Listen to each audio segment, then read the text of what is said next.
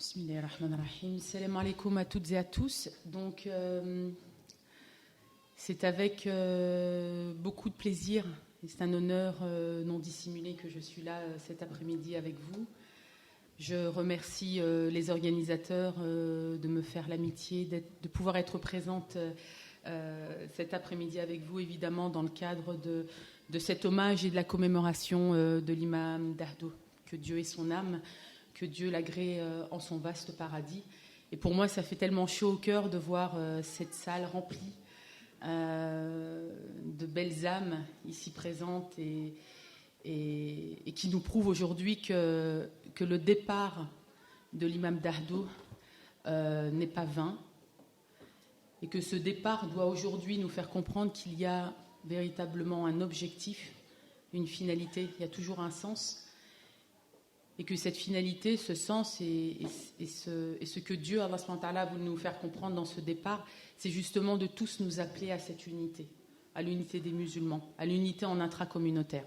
Je ne reviendrai pas sur cette question, je suis désolée, j'arrive de Paris, donc je n'ai pas eu l'occasion d'écouter les orateurs précédents, mais je pense qu'on est ici tous d'accord pour dire que l'unité islamique, cette solidarité qui doit être l'objectif à atteindre face au contexte politique auquel on doit faire face aujourd'hui. Et donc cette unité, cette solidarité doit nous permettre à tous de lutter contre ce cancer, comme le frère l'a dit, le cancer qui est la radicalisation, le terrorisme.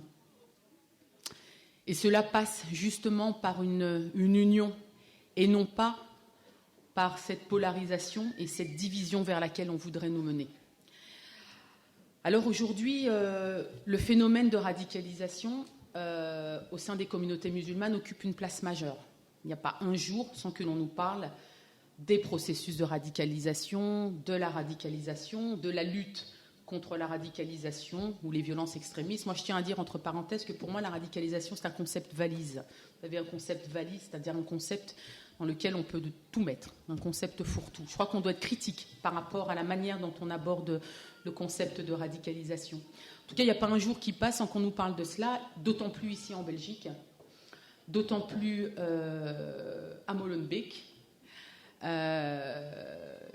En tout cas, ce phénomène, aujourd'hui, est en train, alors non seulement de questionner la communauté musulmane de l'intérieur, puisque les attaques terroristes ont suscité de vifs débats, mais les attaques terroristes, le phénomène de radicalisation et de lutte contre les violences extrémistes a aussi libéré une parole raciste, une parole islamophobe. Et donc c'est la raison pour laquelle, j'ai oublié de préciser que je suis directrice du European Muslim Network, qui est un groupe de réflexion qui s'intéresse principalement aux enjeux de la présence musulmane en Europe. Et donc c'est un think tank, un groupe de réflexion qui se réunit 2 fois par an, une fois par an à Bruxelles, et puis le reste de l'année on se déplace. Donc là on s'est réunis en décembre dernier à Bruxelles, et puis là notre prochaine assemblée générale aura lieu en Albanie, dans les Balkans, puisqu'on a énormément à apprendre des musulmans des Balkans. Et donc tous les mois de juin, depuis maintenant 4-5 ans, on se réunit dans les Balkans avec conférences publiques. On rencontre les musulmans bosniaques, albanais, on est au Monténégro, Kosovo, etc. Donc on essaie d'avoir des moments de réflexion avec les musulmans des Balkans, d'échanger d'un point de vue théorique, d'un point de vue politique, d'un point de vue pratique. On rencontre les associations locales, les activistes, les chercheurs, etc. Et puis on réfléchit justement à l'avenir et au futur de cet islam européen qui n'est plus à construire. Moi, ça me fait toujours sourire lorsqu'on nous parle de la construction d'un islam européen. On ne construit pas un islam européen, il est bel et bien là. Simplement, ce qu'il faut, c'est que cet islam européen, aujourd'hui, soit respecté. Et donc, au sein du European Muslim Network, on s'est réunis, on a fait toute une série de rencontres pendant laquelle nous avons eu l'occasion de débattre. Donc, European Muslim Network rassemble entre 30 et 40 musulmans européens de l'Europe entière, donc de la Russie à l'Angleterre, la France, en passant, on a aussi des membres turcs, et ce réseau est donc présidé par le professeur Tariq Ramadan. Donc ça fait maintenant plus d'une année où on s'est réunis pour parler de l'intérieur de cette question de la radicalisation. Mais pas aborder la question sous l'angle passif, mais plus sous un angle actif. Nous, en tant que musulmans européens, qu'est-ce qu'on doit faire aujourd'hui face à ces débats? Quel doit être notre rôle? Pour ce faire, on a eu des meetings, donc des réunions en session fermée pour parler entre nous, à partir de nos réflexions. Vous savez, quand vous êtes musulman en Angleterre, musulman en France, musulman en Belgique, la question de la radicalisation, elle est abordée de manière différente. La lutte contre la radicalisation en Angleterre n'est pas la lutte contre la radicalisation en Belgique, qui n'est encore moins la lutte contre la radicalisation en France. Les politiques gèrent la lutte contre la radicalisation de manière totalement différente. Et donc l'idée, c'était de faire un échange d'expériences, de ce qui se passe, d'analyse. On a rencontré des jeunes en voie dite de radicalisation, donc de personnes qui étaient en processus de départ, certains qui étaient partis, voire d'autres qui avaient failli partir. Et puis moi, à titre personnel, j'ai pu m'intéresser aussi à la question du rôle des femmes dans la lutte contre les violences extrémistes. Je dirais violences extrémistes puisque pour moi, c'est le terme qui est le plus adéquat. Donc il y a 3 choses qu'on a relevées. C'est que le discours actuel dans les sphères médiatiques et politiques est malheureusement contre-productif. C'est un discours qui est aliénant. Et c'est un discours dont le seul objectif de ce que l'on reçoit de l'intérieur, de ce que l'on analyse de l'intérieur, qui a stigmatisé donc une communauté musulmane. Prenons le cas de l'Angleterre, où le programme de lutte contre les radicalisations, c'était le Prevent Strategy en Angleterre, où la communauté musulmane, on a rencontré donc la communauté, les musulmans d'Angleterre, donc qui font partie de notre réseau, ont clairement confirmé et dit que les programmes de lutte contre la radicalisation en Angleterre sont des programmes qui sont stigmatisants. Ce sont des projets de lutte qui, en réalité, stigmatisent et démontrent et présentent la communauté musulmane comme une communauté musulmane à l'endroit de laquelle on devrait avoir des soupçons. Et donc, la communauté musulmane en Angleterre s'est sentie diabolisée. Et on a même les services secrets britanniques qui ont dit récemment, il y a quelque temps, qui avaient dit clairement que le Prevent Strategy, le programme de lutte contre la radicalisation en Angleterre, était même vu comme une chasse aux sorcières, en fait. Hein, donc une chasse à l'endroit de l'islam. La deuxième chose qui est ressortie de notre déclaration, puisque European Muslim Network donc, a rédigé cette déclaration, c'est de rappeler et de dire que le phénomène, c'est un phénomène qui est complexe. C'est un phénomène qui est multifactoriel. Et c'est un phénomène qui nécessite aussi une approche scientifique. Et quand je dis une approche scientifique, c'est étude à l'appui. Il y a très peu de chercheurs qui ont véritablement travaillé sur cette question d'un point de vue scientifique au niveau académique. C'est tout nouveau. C'est récemment seulement que l'on voit des chercheurs véritablement s'engager sur cette question. Mais pourquoi? Parce que c'est difficile en réalité de rencontrer des jeunes qui sont partis, de rencontrer des jeunes qui sont revenus, de rencontrer des jeunes filles qui sont parties, qui sont revenues. On avait eu d'ailleurs une étude qui avait été faite et qui avait été en France, qui avait été complètement démontée, parce que les musulmans de France ont dit clairement, mais attendez, là, vous vous appuyez sur quoi pour sortir tel chiffre? Donc je crois que nous, on doit être très exigeants avec ça. On nous sort des rapports, on veut des chiffres, on veut une approche scientifique de la question, et on veut que ce soit des chiffres qui soient justes et non pas des chiffres qui sont utilisés pour une instrumentalisation politique et pour encore plus salir la communauté musulmane. Donc ce qu'on a relevé, c'est cela, c'est de rappeler qu'on a besoin d'une approche scientifique de la question. Il y a un grand nombre de chercheurs et de praticiens qui disent aujourd'hui clairement qu'il n'y a pas véritablement de lien entre la pratique de l'islam et un jeune qui partirait à l'étranger, qui partirait en Syrie. Il n'y a pas de lien. Et on le sait, lorsqu'on reprend le parcours, et ça, je veux dire, ça a été dit dans les médias, il y avait même le juge Trévidic en France qui l'avait dit clairement. Qui avait dit clairement qu'on sait que dans le parcours de certains jeunes qui sont partis, c'était des jeunes qui en réalité ne pratiquaient pas. Il y en a même qui étaient en boîte de nuit, passez-moi l'expression, une semaine avant de partir en Syrie ou de commettre un attentat. Donc c'est clair, il n'y a pas de lien entre la pratique de l'islam et ces jeunes qui partent et qui à un moment donné commettent ces attentats, ces horribles attentats. Les chercheurs aujourd'hui, les praticiens, les travailleurs sociaux reconnaissent qu'on est en réalité face à un problème beaucoup plus psychosocial qu'un problème de rapport à l'islam et de rapport à la religion, à la religiosité. Et la troisième chose qu'on avait mis en exergue dans cette déclaration, c'est qu'il y a une utilisation du mythe religieux à des fins émotionnelles. Donc je ne m'étendrai pas sur ce point, mais c'est toujours l'idée selon laquelle le mythe autour du statut du martyr et qui est utilisé justement, qui est instrumentalisé à des fins émotionnelles pour pousser les jeunes à partir ou à commettre un attentat. Et donc, de notre point de vue, au sein du European Muslim Network, ce que nous avons identifié, c'est un certain nombre de facteurs aujourd'hui qui sont responsables des processus de radicalisation et qui doivent être pris en considération lorsqu'il s'agit de vouloir lutter contre, en tout cas, à prendre en considération dans les programmes de lutte contre les violences extrémistes.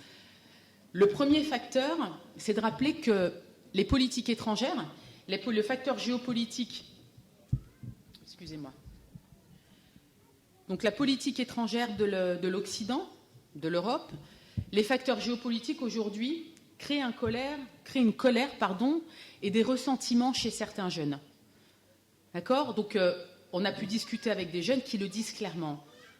Ce qui se passe en Palestine, donc on est face à des jeunes qui, d'un point de vue de leur identité de musulmans, se sentent blessés. C'est ce qui ressortait. Donc le terme de blessés. Les jeunes qui se sentent blessés par rapport à cette politique étrangère, qu'il faut absolument remettre en question, même si, évidemment, les jeunes remettent en question la politique occidentale, mais nous, en tant que musulmans, on ne peut pas justifier le passage à l'acte parce que les jeunes ont une colère vis-à-vis des politiques occidentales, que l'on soit clair. Ça, c'est la première chose. La deuxième chose, c'est qu'il y a des facteurs socio-économiques.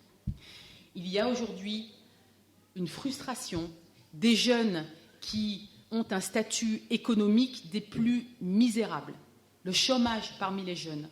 Tous ces facteurs-là créent, là encore, un ressentiment, mais surtout, c'est un facteur qui peut rendre des jeunes très sensibles au discours extrémiste. Donc il y a du racisme, je n'ai pas de travail, là-bas en Syrie ou ailleurs, on me promet un avenir prometteur, et en plus, je sers à la cause d'Allah. Donc ce sont des facteurs, c'est un des facteurs aussi qui, selon nous, pousse les jeunes à vouloir partir. La troisième chose, c'est que, évidemment, et là on est tous d'accord pour le dire, que l'islamophobie rampante et qui gangrène aujourd'hui l'Europe est un facteur aussi qui a poussé des jeunes à partir. Et il y avait Louise Burdet, une intellectuelle, qui disait « L'islamophobie est en réalité une co-radicalisation réactive. » L'islamophobie est une co-radicalisation réactive. Donc elle dit « L'islamophobie, en réalité, c'est une forme de radicalisation, mais à l'envers. » Donc l'islamophobie a poussé nos jeunes et pousse certains jeunes fragilisés, faibles, à partir.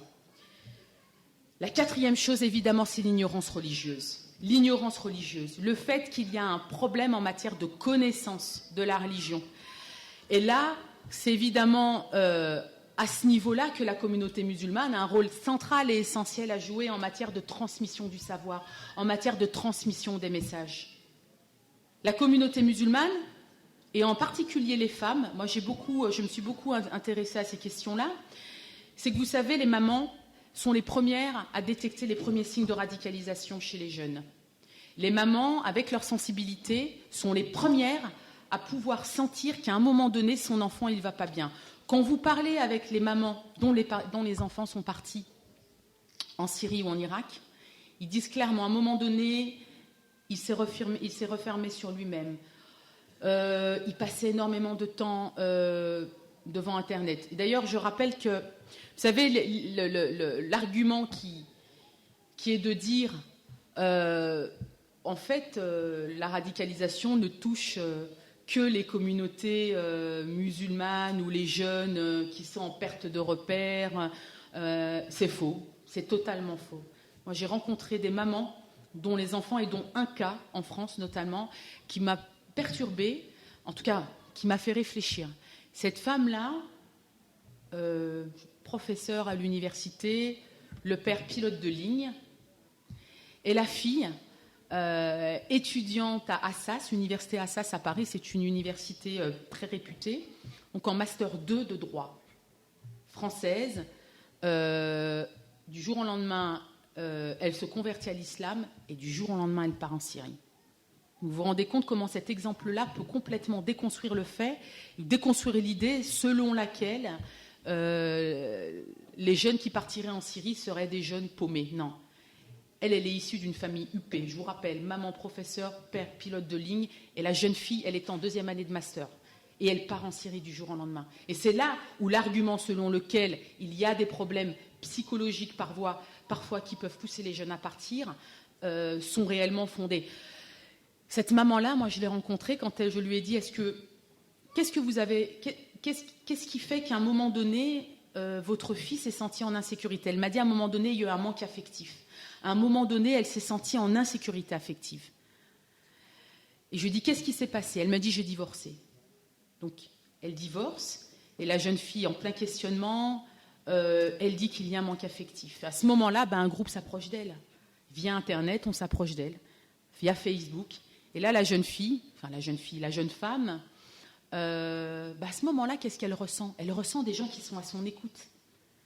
Elle est face à des gens qui sont prêts à l'aider, qui sont prêts à l'écouter, qui sont prêts à lui donner, à partager des moments de dialogue, etc. Et cette jeune femme-là, elle n'avait plus ça à la maison. Et donc, elle a pu trouver une écoute sur Internet, sur Facebook, et elle a été une proie facile. Et pourquoi je parlais du rôle des mamans? Parce que c'est à ce niveau-là que nous, en tant que mamans, surtout la maman qui a cette relation avec les enfants, avec les garçons et avec les jeunes filles, cette relation d'amour, d'affection, cette sensibilité qui fait qu'on est à l'écoute de notre enfant. Donc logiquement, on est les premières à pouvoir détecter les premiers signes de radicalisation. Et c'est pour ça que moi je me bats pour que les mamans, les mères soient associées à la lutte contre les violences extrémistes. On ne peut pas lutter contre la violence extrémiste sans la communauté musulmane, je reviendrai sur ce point, et sans les mamans en l'occurrence. Donc la dimension psychosociale, la dimension de l'éducation des enfants, ce facteur-là, le fait qu'il y a un problème au niveau de l'éducation, de la transmission de savoir et de rappeler sans cesse la beauté du message de l'islam qui est un message de miséricorde, d'amour, d'union, de fraternité.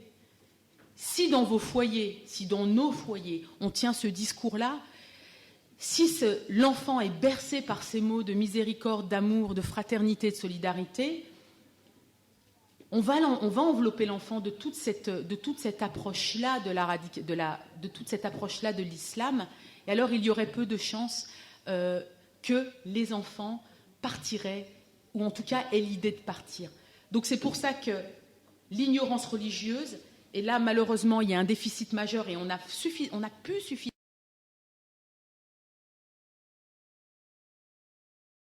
suffisamment de professeurs, de jeunes, d'éducateurs ou même dans les mosquées, il faut absolument investir ça, transmettre des savoirs, éduquer religieusement, éduquer vers les vrais préceptes de l'islam. Et évidemment, le 5e point, c'est la question du littéralisme. Les radicaux, les personnes dites radicalisées, les extrémistes, les radicaux, instrumentalisent et utilisent et dénaturent, vident de leur sens des concepts comme le djihad, la charia, dar el-islam, dar el-harb. C'est utilisé, là encore on peut parler de concepts valises comme on dit, là encore ce sont des concepts, des termes qui sont complètement dénaturés du sens spirituel pour en faire des mots de guerre qui nous poussent à la guerre. Évidemment, des concepts au contraire universaux comme la démocratie, l'État-nation, la pluralité religieuse, eh bien on les diabolise. Et moi, il m'est même arrivé à titre personnel de participer à une khutba un vendredi et d'entendre l'imam dire « la démocratie, c'est haram ». Donc quand vous êtes face à un discours, vous êtes à la mosquée et que vous entendez ce discours-là, comment est-ce que vous voulez pousser les jeunes vers une approche, en tout cas vers une attitude, vers une posture apaisée, en étant en paix dans la société belge? Donc ces 5 facteurs-là, je rappelle, politique étrangère qui est problématique, le facteur socio-économique, la fragilité économique de nos jeunes, l'islamophobie, très bien, j'ai terminé justement, l'islamophobie, l'ignorance religieuse et l'approche littérale sont les facteurs sur lesquels il faut absolument que l'on travaille, qu'il faut que l'on contrecarre.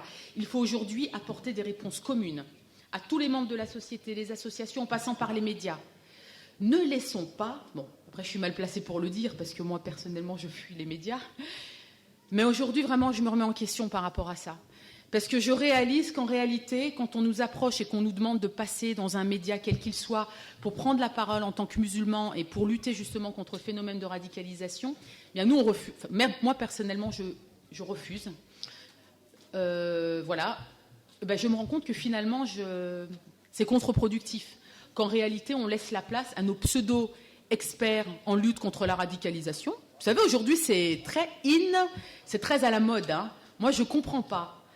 Ces dernières années, on a un nombre d'experts en radicalisation, en terrorisme qui ont émergé de part et d'autre, des gens qui ne sont même pas formés, des gens qui n'ont même pas les outils pour analyser le phénomène et qui s'autoproclament experts en terrorisme, experts en lutte contre la radicalisation.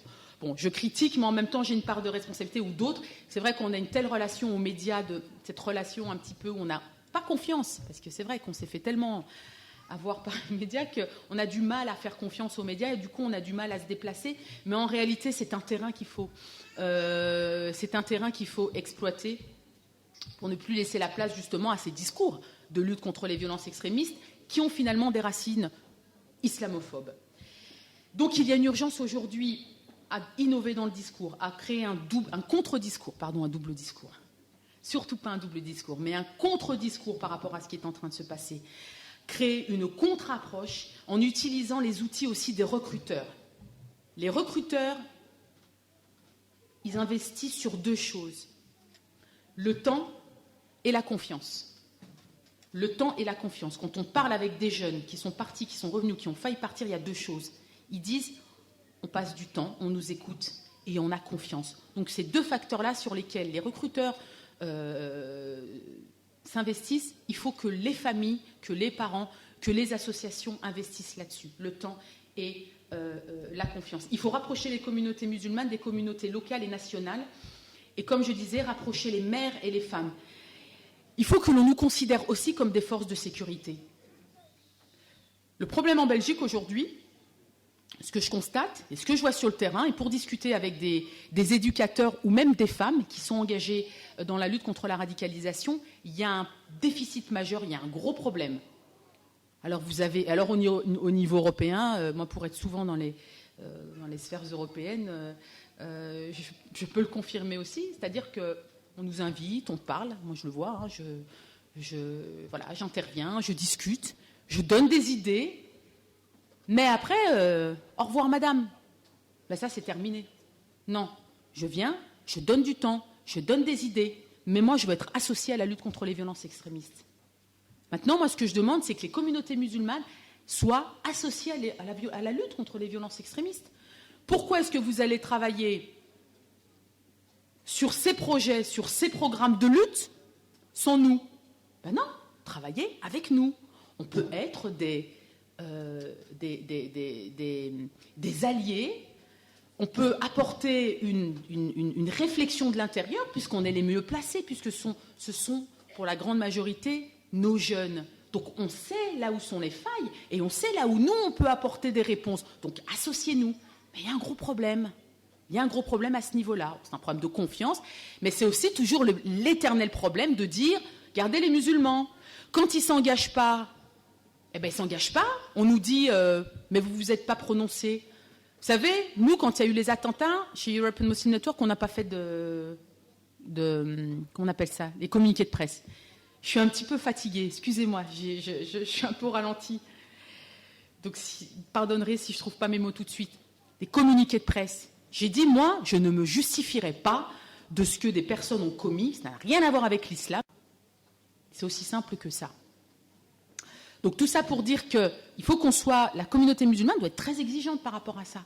Il faut cesser de nous dire, vous devez vous justifier. D'ailleurs, moi, j'ai entendu des journalistes nous le dire, la communauté musulmane ne se justifie pas assez par rapport aux attentats. C'est faux. Il y a eu des associations musulmanes qui ont fait des communiqués de presse pour dénoncer l'horreur, et ça n'a pas été relayé par les médias, ce qu'on appelle les médias mainstream, les médias majoritaires.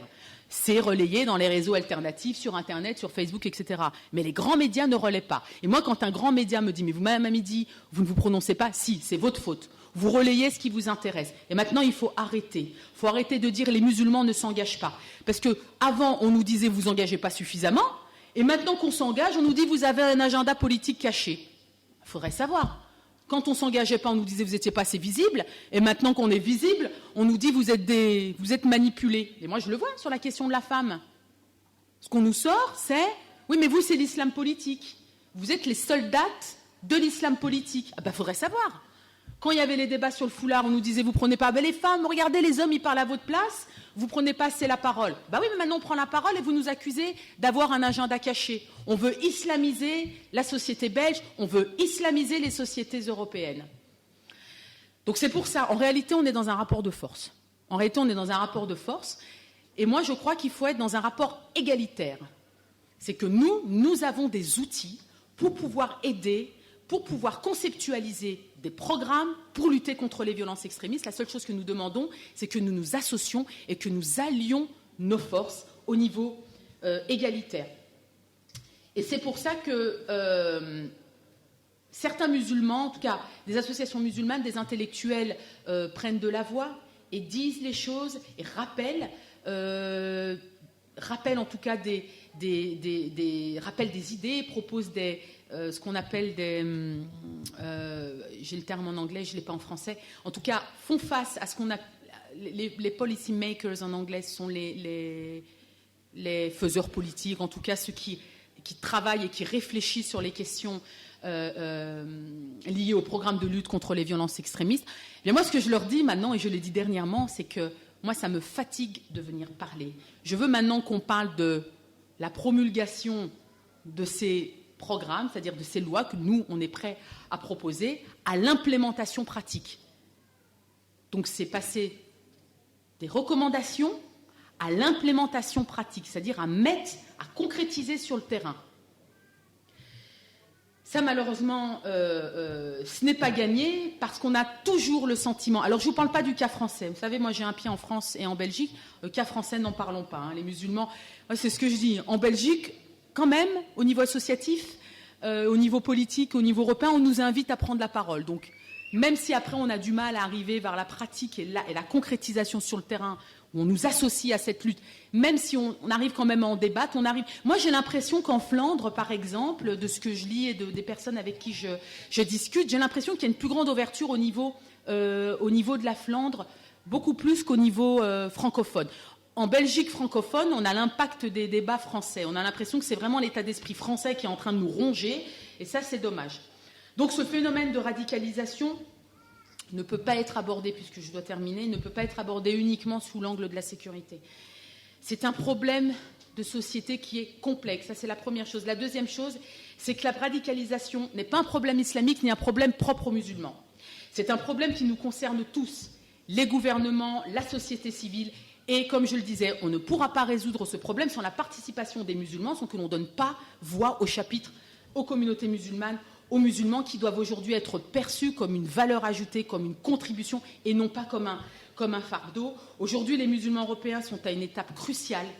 On est à une période cruciale et décisive, importante de notre histoire. Et aujourd'hui, il est urgent de collaborer de façon effective tous ensemble,